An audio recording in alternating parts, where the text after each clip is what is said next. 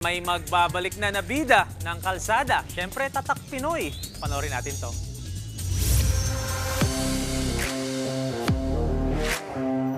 (1976) nang unang ipakilala ang Toyota Tamaraw.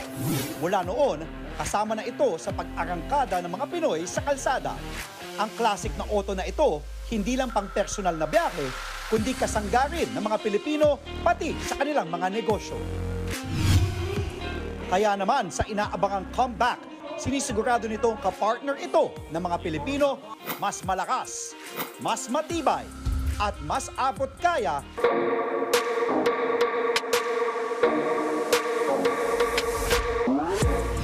may tatlong variant ang bagong next generation Toyota Tamaraw.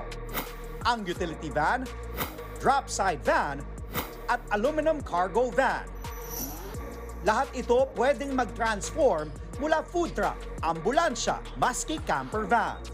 It transforms into several forms, depende sa ano yung pangangailangan ng ating mga customers. Whatever it is that you can imagine that the Tamaraw can do for you, for your business, for your life, we at Toyota will try to make it come to life for you. Ang isa pa sa pinagmamalaki ng bagong Toyota Tamaraw, ito ay gawang Pilipino para sa ikauunlad ng mga Pilipino.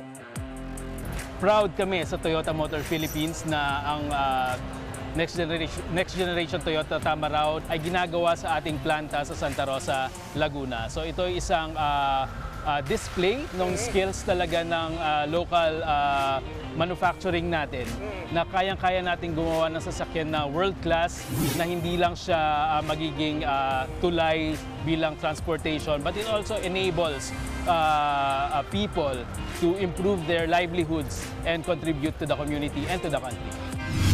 Sa January 2025, inaasahan ang comeback ng next generation Toyota Tamaraw. What's up mga kapatid? It's your sports Tito Mike Reyes. Huwag magpahuli sa mga umaaksyong bakbakan at harapan sa loob at labas ng bansa. Para sa mga pandiin ng sports news, mag-follow at mag-subscribe sa social media pages ng News 5. Peace and love.